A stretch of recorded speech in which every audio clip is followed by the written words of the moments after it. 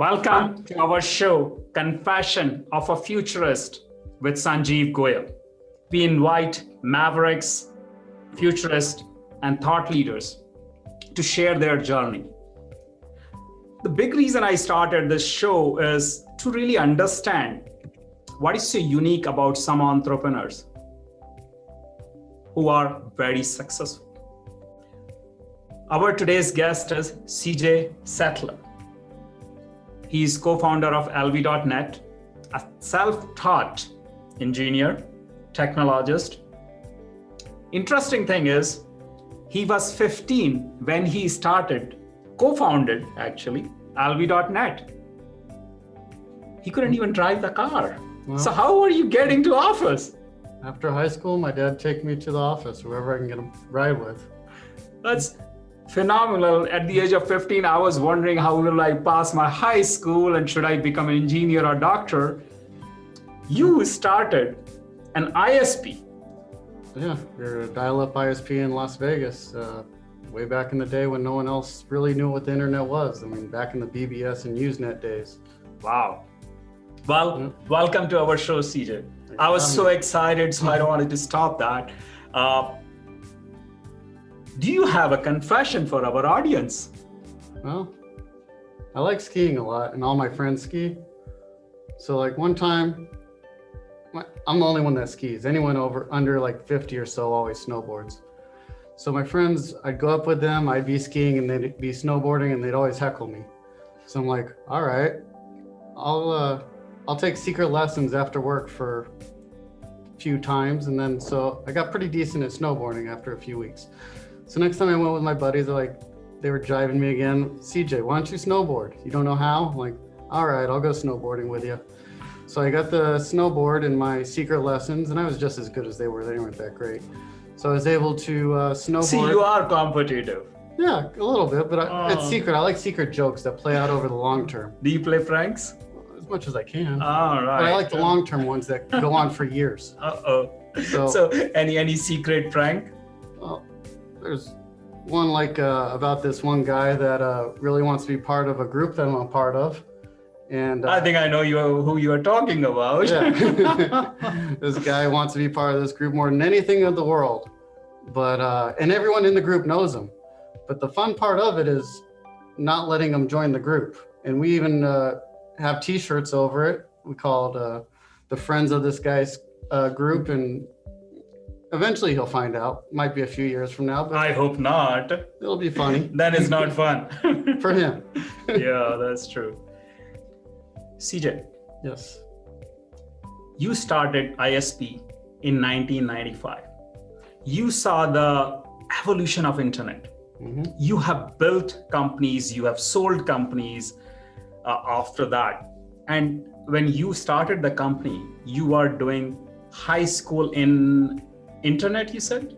Well, I went to a computer high school. Computer high school. Internet wasn't around, but all the applications you use, mostly you would learn how to use Word, Office, do some programming, everything. You could major in how to build computers, operate. But I mainly did computer science and learned how to program and how to actually operate networks. So from that, has led me to how to build and operate an ISP and basically like data centers, because without a data center, you aren't an ISP. Everything has to go through this central point, and you can either pay someone for it or you can build it yourself. And back then, data centers weren't as you know it today, like the big co-location facilities. So as one problem came up, we'd figure out how to fix it and then go on to the next problem to prevent any kind of network downtime. So CJ, there used to be a company called AOL, and they bought even Time Warner? Yeah, AOL was a huge company. I mean, So ISP bought the largest media company and disappeared from the planet Earth. And you are here 25 years ago. You started the company, or 26 years ago. What is the secret? Well, AOL's still around, kind of. But the problem is they still have there was a stat a few months ago, they still have hundreds of thousands of dial-up providers, or dial-up I don't know if you've ever used the modem in the past 20 years, but they're pretty hard to get a hold of. So they never actually broadened out into any modern technology, whether they owned the middle mile fiber or did something else to figure out something, evolution of their business model. And they tried, and they actually bought a bunch of other companies that we still use today. Yeah, but that's the story audience knows. Yeah. Question is how you manage that. You started as a dial-up too. Yep. And today you have thousands and thousands of the customers in Las Vegas. 2 million plus users have used your product till date. Yep. Your services or product, whatever we call it. You are hugely successful.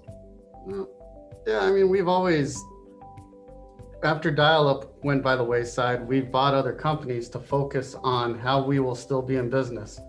So everyone else, part of it is knowing the technology. Like, I'm the technology guy.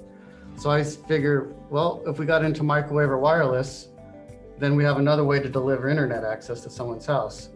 And other companies, there's only a few different ways to do it. Either you have a phone line, which is DSL, you have a coax line, which is your cable modem, or you have a fiber line. Well, there's not that much fiber out there, especially to the last mile. There's the cable modems can do a lot of bandwidth, and DSL's kind of been outdated. True. So we found a technology that would last, and we hyper-focused on a big city place that there just wasn't a lot of competition left, because after dial-up went, there wasn't many other people that could afford to build a network that goes everywhere. And we had bought all these other companies that were doing things like microwave and fiber optic access in apartment buildings and things like that. So do you remember any interesting story you may like to share with our audience around 2 million users? So there may be some interesting use cases. Well, in Vegas, it's such a transient town. You get all the visitors and everyone that's come here. Not knowing it, people have probably, if they've come here, they've probably used my network. If you ran a credit card in here, it's probably going through my network. If you use the slot machine, the Players Club cards, they've probably all gone through my network. And over the years, we just have such a giant client base of people that in some way or another. But did you find some people are using your ISP for something they should not be using in Las Vegas? Because it's Las Vegas, Sin City? The FBI comes to my office every day with a warrant looking for someone. Really? Oh, yeah. All right. That's what. Any scoop for our audience? Well, not that I want to be a part of. All right. I get that. So, I know a little bit about your journey. You started in the business when you were 15. Yep. What is next for you? Where is LVNet going? Really? And let's talk about 2050. Okay. Like 30 years from now. Mm-hmm. What do you think our world will be? Do you think we will have even internet? I think we'll always have some kind of network platform, whether it abides by the rules of what we use now, IP database, IP transactions, and IP internet protocol. I think there's going to be something that talks to something, which is essentially all the internet is. Mm-hmm. So I think you'll have something implanted in your head or somewhere you can think it and it can transmit. Neuralink. Something like that. Okay. But essentially you'll always have the internet because there's got to be some protocol to embed that communications and send whatever I'm thinking of to you. Mm-hmm. So, CJ, I'm from technology world and spent more than 2 decades in Silicon Valley. Invested into almost 26 plus, no, more than that. I don't want to tell my audience because those companies are gone. So learn a bit of too when we talk about connectivity. We all saw in last 20 years, or especially 25 years, our world has changed because of the connectivity we have. Even in last 16 months, our world continue to thrive in spite of all the challenges we are having because of the COVID. Because of the technology and interconnectedness or infrastructure didn't fail us, which is amazing thing. We both know that. But I'm hearing a lot about these devices can talk to each other. Now, Elon Musk is putting satellite networks, so we can talk through satellites everywhere. I wonder I get the long tail kind of connectivity, like you don't have anybody. But in Las Vegas, we have 2 million plus residents, more, right? Roughly a little more. More. We keep getting them from California. Yeah, I know. I'm one of those import. All these 2 million people are carrying multiple devices. Mm-hmm. These devices are pretty powerful devices. It has Wi-Fi, internet, 5G, all of those things are there. I always wonder, when devices can talk to each other for the data exchange, can these devices be the nodes? So for example, do we even need anything from outside to get internet if I'm doing local data search only? Do you see a world in next 30 years where we have, so point I'm trying to make it is centralization over decentralization. Today, internet is so centralized, it feels like it is very constricted and controlled. Mm-hmm. Just like crypto. Nobody controls it. Bitcoin, nobody controls it. Blockchain, nobody controls it in a way.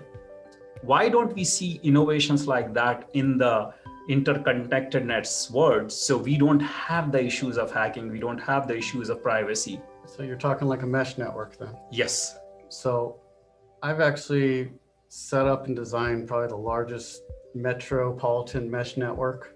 Oh. And you could actually use it going down the strip, you could use it downtown, but nowhere will you ever find, I haven't seen any successful mesh networks. If you remember, Earthlink back in the day tried to do this wide scale on to a bunch of big cities, and I ended up owning all the assets of them because they've all failed.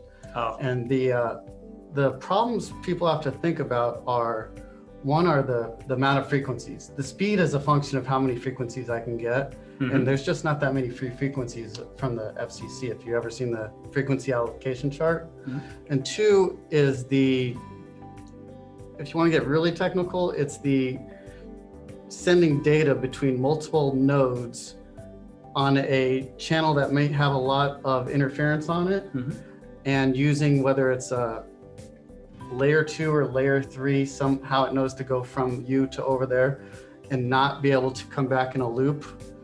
And no one's been able to ever solve the routing protocol on a localized network using multiple frequencies. And also, when you start doing that, you have the bandwidth every node out.